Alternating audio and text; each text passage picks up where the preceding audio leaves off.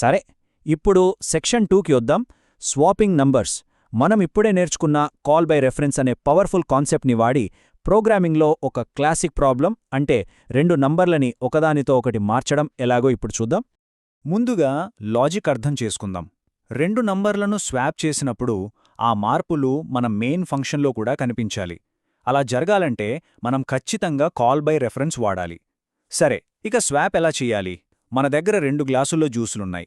వాటిని ఒకదానితో ఒకటి మార్చాలంటే ఏం కావాలి? ఇంకో ఖాళీ గ్లాస్ కావాలి కదా.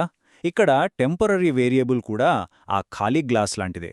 ముందు ఒక గ్లాసులోని జ్యూస్ని ఖాళీ గ్లాసులోకి పోసి, రెండో గ్లాసులోని జ్యూస్ని మొదటి గ్లాసులోకి, ఆ తర్వాత ఖాళీ గ్లాసులోని జ్యూస్ని రెండో గ్లాసులోకి మార్చినట్టు ఇక్కడ కూడా వాల్యూస్ని మారుస్తాం. ఈ స్లైడ్లో ఉన్న కోడ్ చూడండి. ఇక్కడే అసలు మ్యాజిక్ అంతా ఉంది. స్వాప్ అండ్ x, y అనే స్టేట్మెంట్లో ఆ అండ్ సింబల్ చూసారా? దాని అర్థం అడ్రస్ ఆఫ్ అని. అంటే మనం x, yల ఇంటి అడ్రస్లను ఫంక్షన్కి పంపిస్తున్నాం. ఇక ఫంక్షన్ లోపల a, bలను వాడి ఆ అడ్రస్లలో ఉన్న ఒరిజినల్ వాల్యూస్ని యాక్సెస్ చేసి మనం అనుకున్నట్టుగా స్వాప్ చేస్తున్నాం.